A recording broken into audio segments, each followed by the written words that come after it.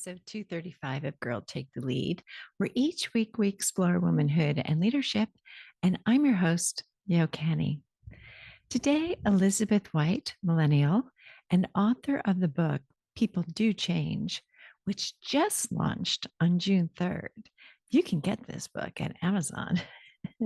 And she joins me to talk about her book, and we're talking all about change. The book is a must read, by the way, for anyone interested in human centric leadership and wants to embrace the human side of change. Our conversation covered self leadership, self doubt, secret sauces, and bus drivers. Enjoy the listen. Here you go. So, Elisabeth, welcome to Girl Take the Lead. We're going to have such a good conversation. Thank you so much for having me. It's truly a pleasure and an honor to be here. Yeah. So let's start, if you would, to introduce yourself to our viewers and listeners. That would be great. Yeah, absolutely. Hello, everyone tuning in. I'm Elisabeth White. I serve as the CEO at Cornerstone Agility, and we are a transformation consulting firm. And we specialize in change of all shapes and sizes and colors. And I'm just really excited to be here and talk about some really cool things going on with me. Yeah. Well, let's start with your book. Let's tell Yes. them about your book and why you wrote it. That'd be great. Yeah, absolutely. So, new book coming out on June 3rd, and it is called People Do Change. You'll see that the N apostrophe T is intentionally crossed out with tape because I do believe that people have the ability to change. And I'm introducing the concept of human-centric change management. I am not the thought leader. I'm just giving the four thought leaders of the material a home in one place. Great. I had the opportunity, listeners, to kind of dig into the book. So there are some questions around that I'm sure that you all have that we can address. And I think the first thing is, why do you think that women leadership is different when it comes to making change? Yeah, absolutely. I think it starts with there's just simply a different perception of woman leadership versus any other type of leadership. And there is a bit of a stigma. I hate to use the word stereotype, but maybe even a stereotype where women are emotional and we lead with our emotions.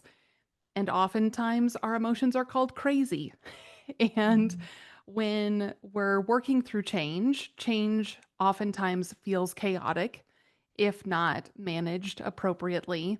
And when you take chaos and crazy and put that together, there's a bit of a fear factor. And so I believe that women leaders face a unique challenge of overcoming false narratives and false perceptions that we can't manage change because we're crazy. And we're Mhm. not.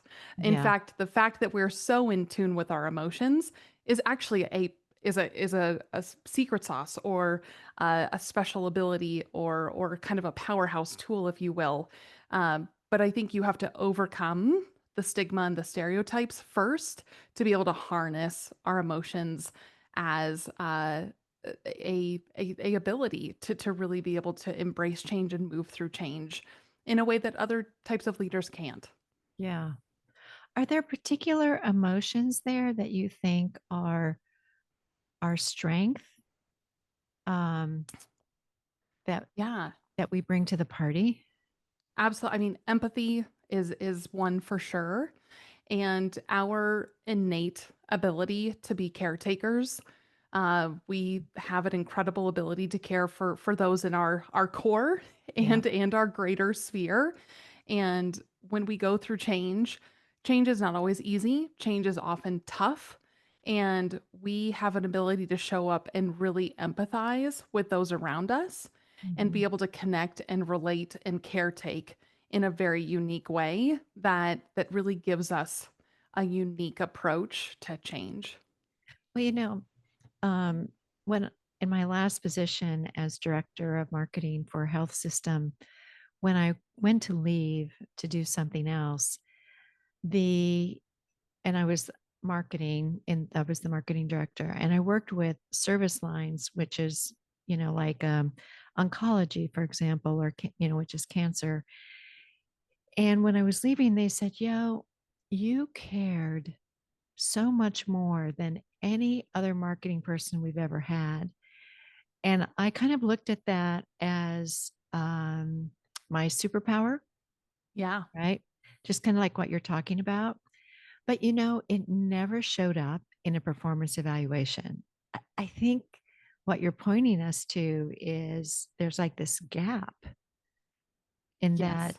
those skills that we have, which are so needed and so appreciated Yes. in sometimes, not Most always, of the time. sometimes, but there isn't the formality around it to legitimize it. Yes. Mm. Yes. And it's, you know, we've talked about this in the past, it's important that when we show up to lead, we're first leading ourselves. We have to Mhm. be able to demonstrate that not only can we lead others, we can lead ourselves. And that requires us to show up with a level of confidence and a level of self esteem where we can demonstrate that we know what we're doing and we are confident in what we're doing, and we can also apply empathy and be phenomenal caretakers at the same time. But we really have to stand tall, pull Yeah. our shoulders back, and be able to demonstrate that we're confident in how we're moving forward to again address some of those stereotypes that are in the workplace.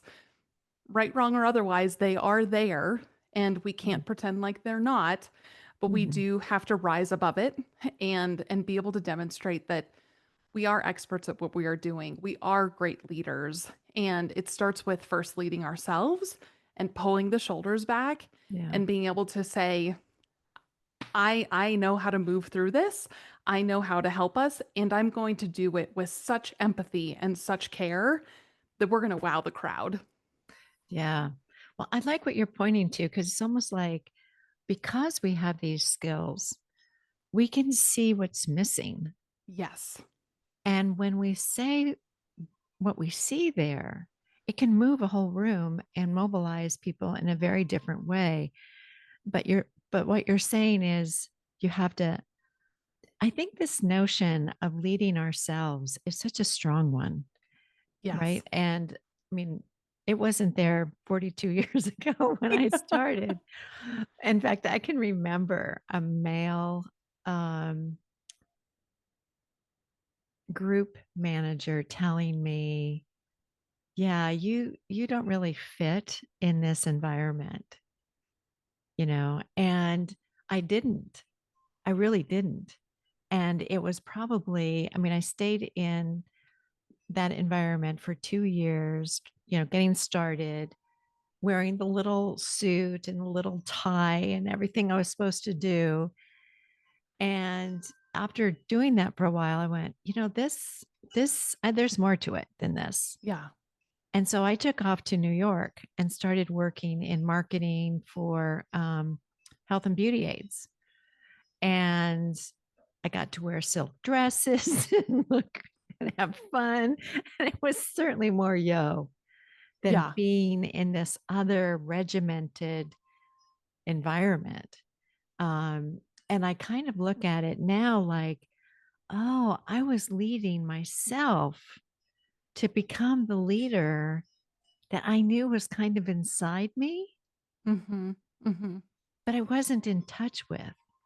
Is Yeah. that what you kind of help your clients see? Absolutely. Oh, Absolutely.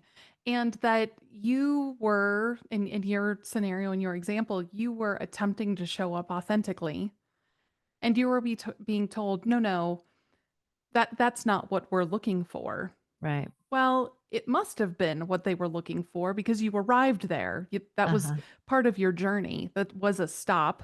It was a destination on the career path. So yes, you actually did fit, but then there was an attempt to conform. And what I really help coach the leaders that I work with and even just team members that I work with is show up authentically. And if they say, well, that doesn't quite fit, respond with, you're welcome. You probably need a different perspective. I think that's probably why I'm here, is because you need the silk dress and you need Yeah. the purple highlights Yeah. and you need to be able to turn the hand, as I always say, because when we put our hand in front of us, we see one side and you see another. It's still a hand, but it's two very different perspectives. We have to help people turn their hands to Mm. realize that there's more perspectives than one, and Yeah. sometimes we need to show up authentically and do that with confidence and say, you're right, I'm not conforming because that's not what you need. That's why I'm not here. And then if the conforming is still forced, then that's your sign, right? That's your Yeah. exit strategy to say that if I can't show up here authentically, I need to lead myself to a place where I can. Yeah. That's so well said. It's beautiful because I think maybe in my career, I it was too quick that I made these decisions to leave. Like, oh, well, they're not promoting me. Okay, I'm out of here. It's just like it was terrible. I was just like so fixated on certain aspects. And in hindsight, I kind of look at it like you said. Well, it was my journey. I went there. I learned that. I can say I launched 90 new products, different categories, and I love doing the creative work. That was really the skill set that I worked with, was that creativity Mhm. and the analytical side of marketing. But I think a lot of times we can just sort of either cave in or get resentful or say, "Oh, they must be right. I really don't know." And I think Yeah.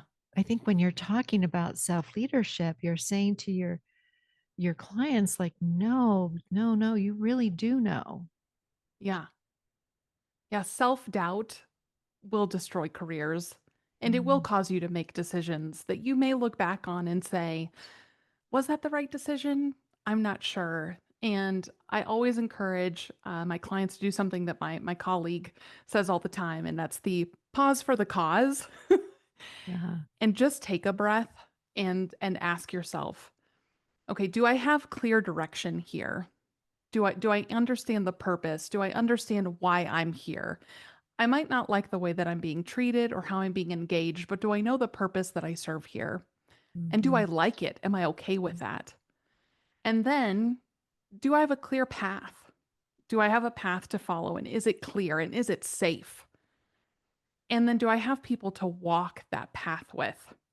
And if you can start to answer some of those questions with a yes, then make sure it's not self doubt driving your choices and your Uh-huh. decisions. And instead, it's self leadership saying, no, I might need to be a little more assertive here. Or I might need to come from a place of empathy and come from a place of understanding and say, help me understand why I'm not fitting in. Because I believe I have a purpose here and I can see my path forward. And I've got people who support me, but I'm not able to connect the dots. But Mhm. always checking self-doubt and checking in with self and saying, who's in the driver's seat right now? I've got a phenomenal therapist, and we always use a bus analogy. Like, you're on a bus, and there's a lot of versions of Elizabeth up in this head and inside this heart. And sometimes you just got to say, who's driving the bus? And if Mm. self doubt has replaced self leadership, we need to stop the bus and get the right driver in the driver's seat. Oh, that's very powerful, Elizabeth. Thank you. Yes. Yeah, that distinction between self-doubt and self-leadership, because I think when it comes to self-doubt, it's an emotion that we want to run from. Yep. We want to change. We make somebody else wrong. We make the organization wrong. They didn't do this. They didn't do that. Um, I love that. That's just so powerful the way that you spoke about that, because I do think sometimes it's hard to see the difference. Like, who is driving the bus? Yes. Like you Yes. said, being able to see, like, no, that's just, no, it was time to go. Or, no, was that me? Or was that me being driven out, kind of Yep. thing anyway. Yeah. Yeah. That's Who's okay. who's driving the bus and where's the bus going? Right. Exactly. Oh my gosh. Well, that was so good. When you were talking about that, are there other techniques that you work with your clients to help them do that self leadership? Another big thing that I like to utilize is just asking yourself if you think you're showing up in a certain way, are the responses that you're receiving connect with that? Because if you're showing up that way, then you should receive some type of response. But if you're not getting the response that you're expecting or intending or looking for, then we have to ask ourselves, am I actually showing up with The way. leadership?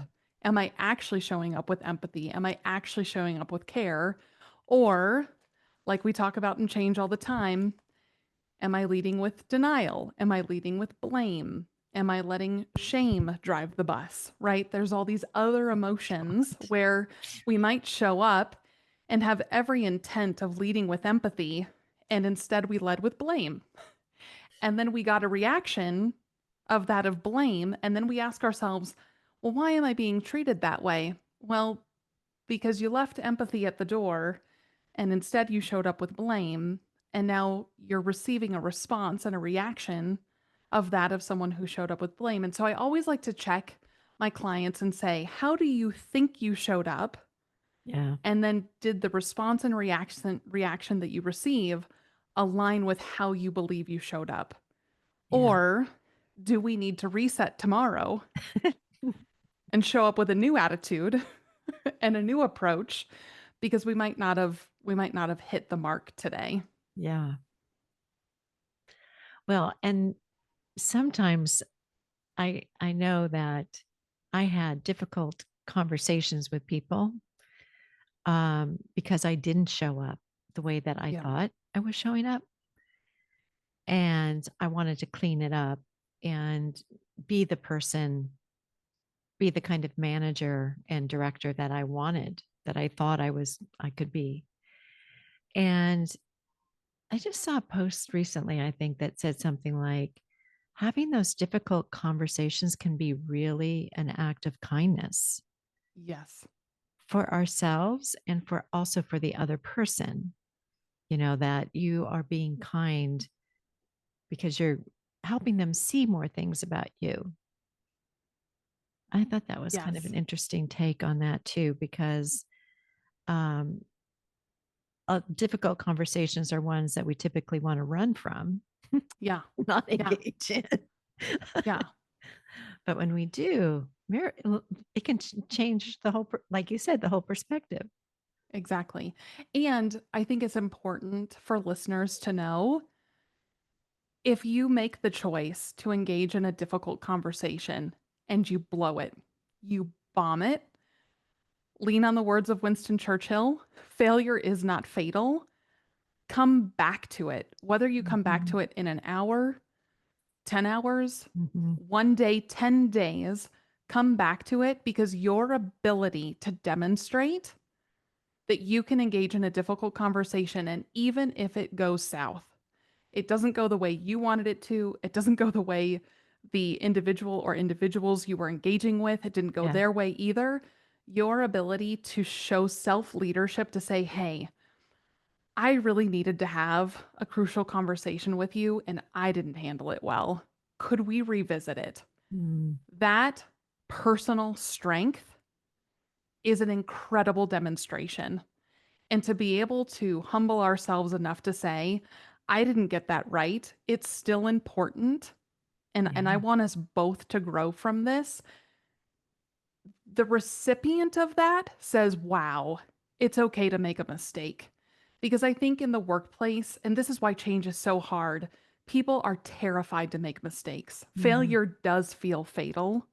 And if you can demonstrate that you can safely feather fall a failure and then rise from the ashes and do a do-over, that has such a huge impact on other people.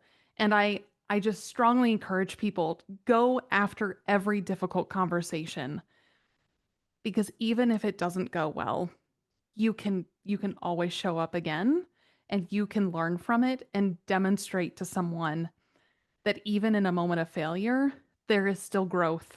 There's still an opportunity to mend and repair and heal Mhm. because not enough people are doing that in the workplace and it is needed badly. Mm. Well, I definitely can see a couple things. I know you were saying that it goes, the other person, might respect you more, but it's also respecting yourself more, Exactly. Exactly.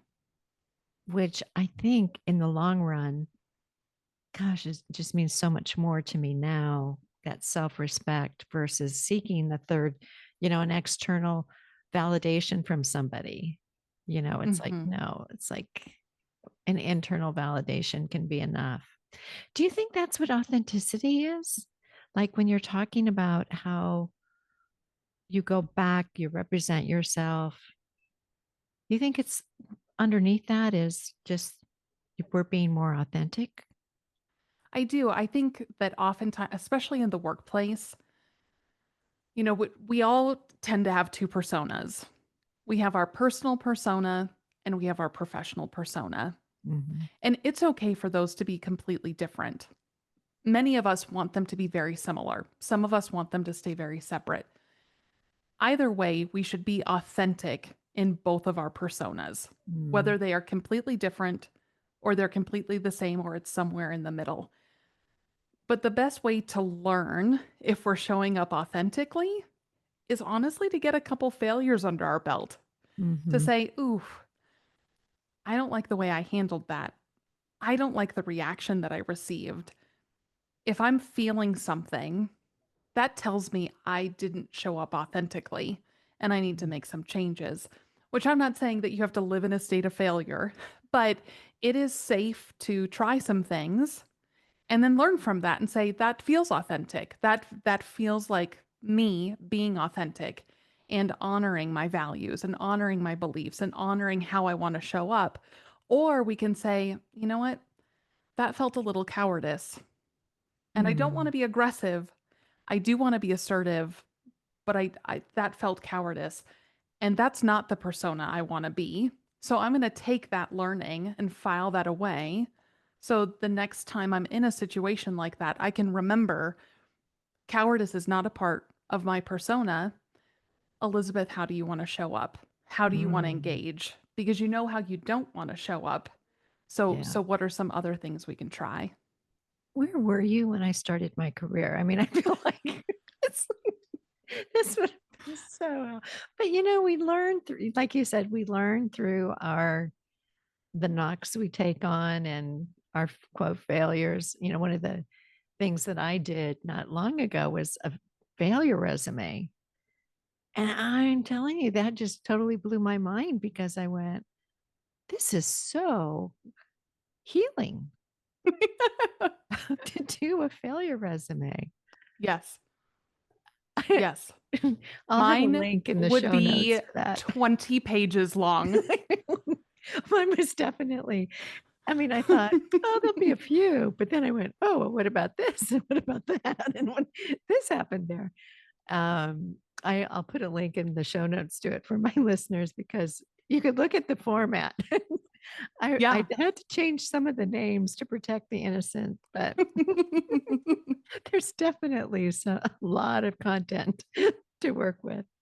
Oh, I'm sure. And I'm sure as you look at that and you reflect on it, you probably can even see in yourself how much you probably grew from Oh one yeah, failure to the next and what you absolutely. learned and how you were like, well, never going to do that again. And then you Mhm. probably look at other ones and say, that was a great experiment, maybe a failed experiment, but still worth the journey. And boy, did you learn a lot from it. Definitely.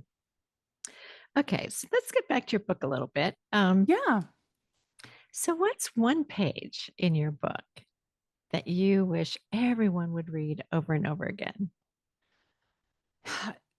It's one page and it's light reading because it's more about I want everyone to memorize this diagram. Mhm. And I put a pink sticky on in the hardback book, so I could very quickly flip to it. But this is page 72 in the hardback, and this is where you see my version of the human-centric change management wheel. Very simple diagram. Anybody could replicate this. It's intentional. Yeah. But on the wheel, it talks about making sure we have direction, making sure that we have and can provide motivation, shaping a path, making sure we can clearly see where we're trying to go. And then last, this is Dr. Ahmed Sidki's contribution to human-centric change management, which is build the herd. Hmm. Never go on a change journey alone.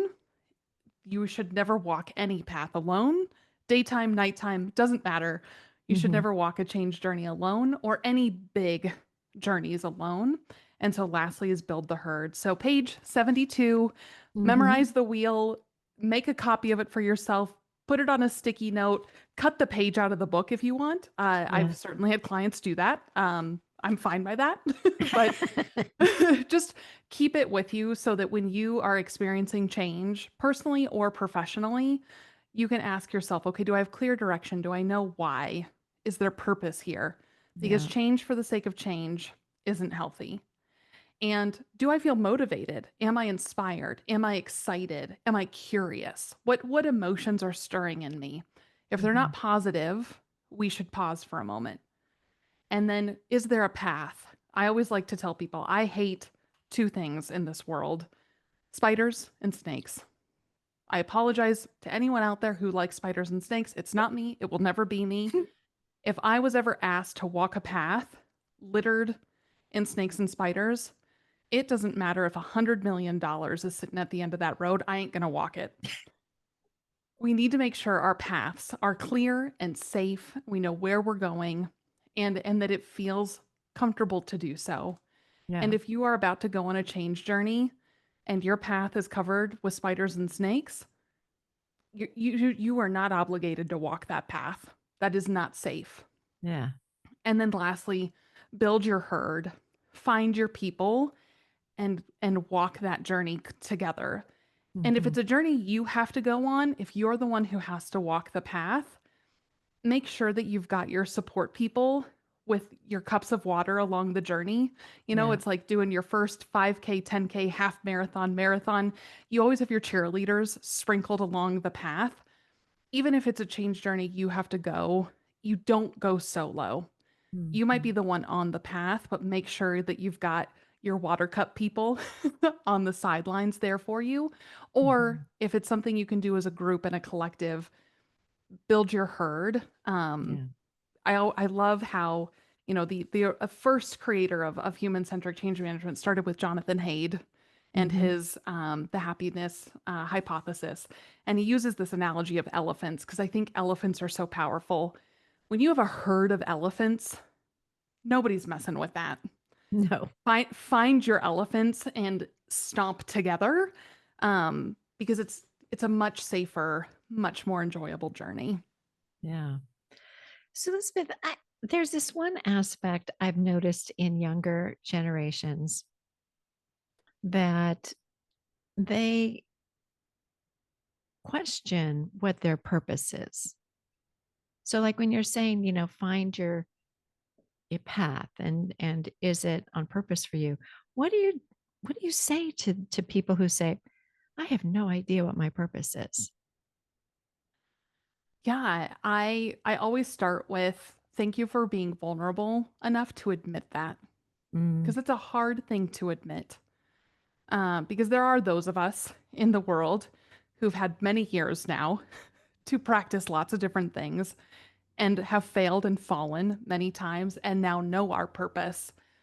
But when you're starting out and you're trying to figure that purpose out, I always tell people experiment, get mm, curious, and then start to notice when you start to feel warm in your heart. What are those things that are exciting and delighting you internally? And then pull on that and say, why does that warm my heart? Why am I feeling excited and delighted? What's because I always tell people purpose is like a lotus flower, and we have to let it bloom through the mud. And then we have to let it open up. And then we're going to pull back the petals and really, really see that lotus flower for what it is. If you're still in the mud and unclear, get curious about your lotus flower. Get curious about the things that might make it bloom and open Mm, up. But experiment and try things and see what you like and what you don't like. And then when you start to get that warm feeling, you're like, ooh, I like how that makes me feel.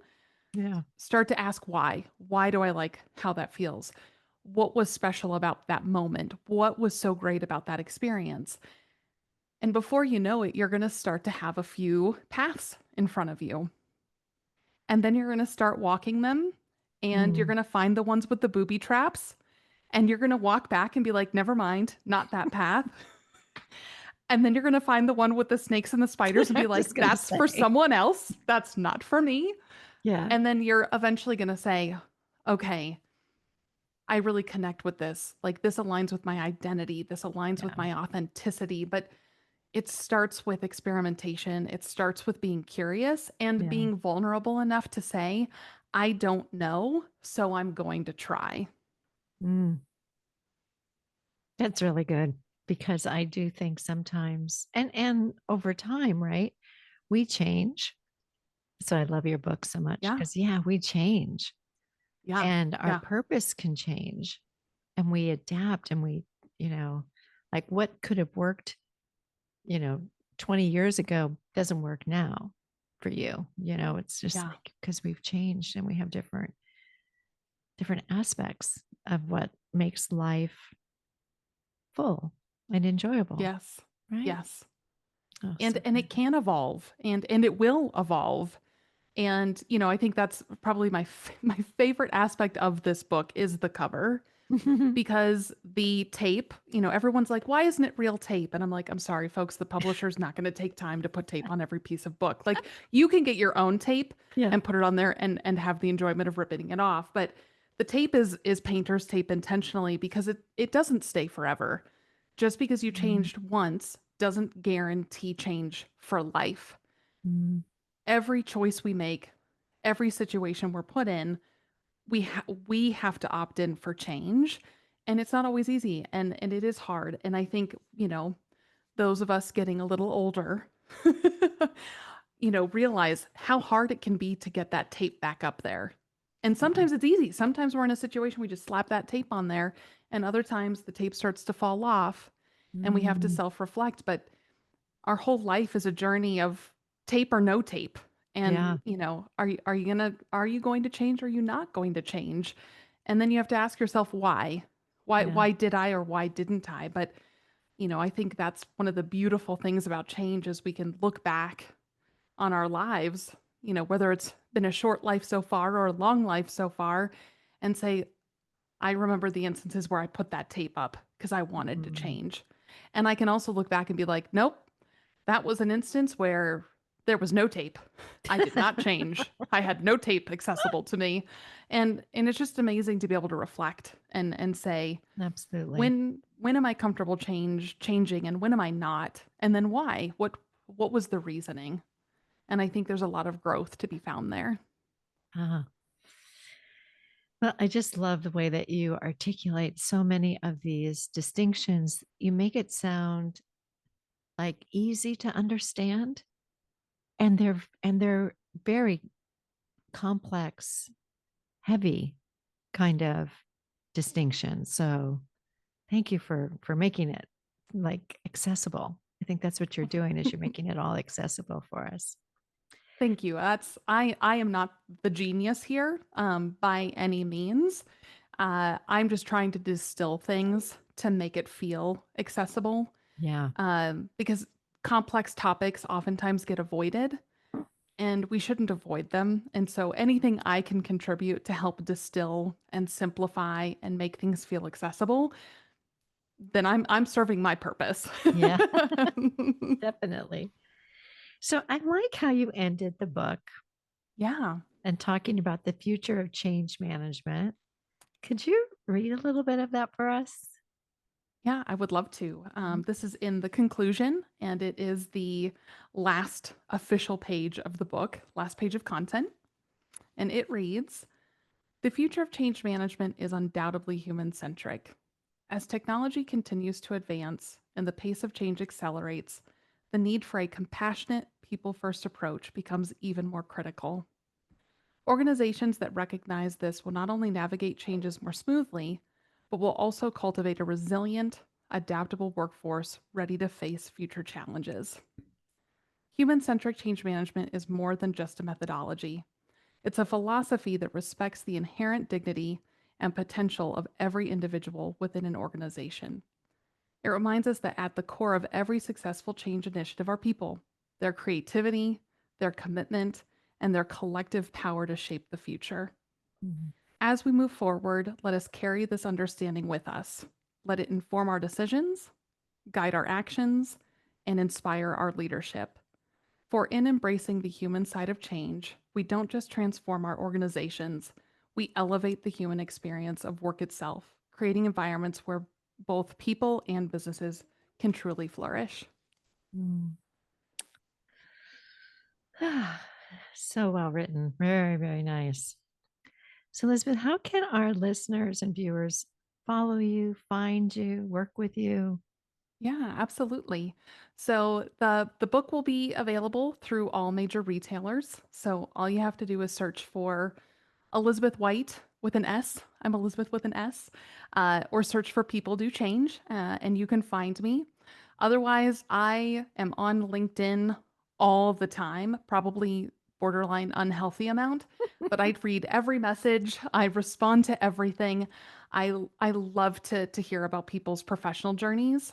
So even if you're not interested in the book, come say hello. I'd love to have a conversation with you. And then the book has a QR code to the Cornerstone Agility website. Otherwise, you can go to cornerstoneagility.com and you can check out our organization. And we're Mm, happy to do a discovery call. nice. Okay, my darling. What would you tell your 20 something self today? It's going to be amazing. Mm. It feels awful right now. It feels uncertain. It feels lost. The speeding tickets are adding up. You will survive them. You will become a better driver. And it's amazing. It's worth all the blood, sweat, and tears. Oh, that's so good. So, and I, just want to thank you for your order because listeners and viewers, we ask our guests to go and pick something out that they like. Um, and Elizabeth placed an order, and I was like, "Oh, you didn't have to. I would, but you were so gracious. So thank you for that and for supporting us. And I'm glad you liked the card. So appreciate it. Thank you. And to all the listeners, if you have not, I wish I had one on my desk. I have them throughout the rest of my house. I don't have one on my desk. If you have not purchased one of the Girl Take the Lead card holders, Mhm. you need one or five like myself. I'm a card giver. I love sending people cards and I love writing cards. And I give my husband a lot of cards, and he is always like, "What do I do with these?" And I'm like, "Well, you use the Girl Take the Lead card holder and you put it right in there, and then you keep it, and then every month we'll change it out." The card holder, for those of us who are card people, Yeah. make sure that you're giving that to the people that you give cards to because then they have a way to really appreciate Oh, your that's really cards. great. Yeah. Well, the story behind those, the card holder or the stand up, we call it, Oh, is yeah. that my husband made them for me because I was doing like a workshop and teaching people how to make some of these cards.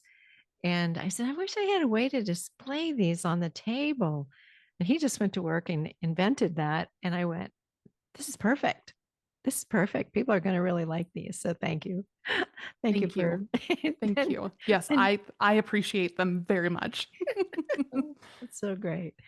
Well, thank you for joining us again, Elizabeth. It was such a deep conversation, and it didn't feel like we were, I mean, you just brought so many good distinctions up for all of us. So thank you. Well, thank you. It's my pleasure. It's my honor. I appreciate the opportunity and really hope that there were some words of wisdom or little nuggets of takeaway for your listeners. Mm. Hopefully, I have left them in a better place than where they started. Definitely. Thank you. Thank you for listening today, and we sure hope you enjoyed this episode. And if you did, please leave a comment wherever you listen to your podcasts. Tell a friend about us. Join our public Facebook group, Girl Take the Lead, or visit our website, girltaketheleadpod.com. We also have a YouTube channel where your subscription would be appreciated. Once you're on YouTube, search at Girl Take the Lead. And we also have video available for you on YouTube Music and on Spotify. Some of my favorite quotable moments were, it's important that when we show up to lead, we are first leading ourselves. And another one was, we have to help people turn their hands so they realize there's different perspectives than one. I also liked, self-doubt will destroy careers. Instead, pause for the cause and ask yourself, do I have a clear direction here? And then lastly, who's driving the bus and where's the bus going? If it's self doubt, we need to stop the bus and get a new driver. And here were 3 takeaways. 1, the fact that women are so in tune with their emotions actually is the secret sauce for leading change. You need to overcome the false narratives to move through that change in a way that other leaders can't. Women bring empathy and innate ability to be caretakers. And change is often tough, and this gives women an ability to navigate brilliantly. 2, leading ourselves requires us to show up with a level of confidence and self-esteem to demonstrate we know what we're doing and are great leaders. It starts first by leading ourselves and being authentic. And if that doesn't quite fit, respond with this: you're welcome. You probably need a different perspective, and that's probably why I'm here. And 3, when considering making decisions, you can pause for the cause and ask yourself the 6 questions listed in the show notes. Our next guest is Valerie Zandivi, Gen X. One of the most wonderful surprises of podcasting has been finding my people around the world. And Valerie is one of these people. She's located in France, and we've found ourselves relating to non-dualism like sisters from a different mother. We talked about energies, self-care, and moving from victim to creator. So please join us again and talk to you soon. Bye.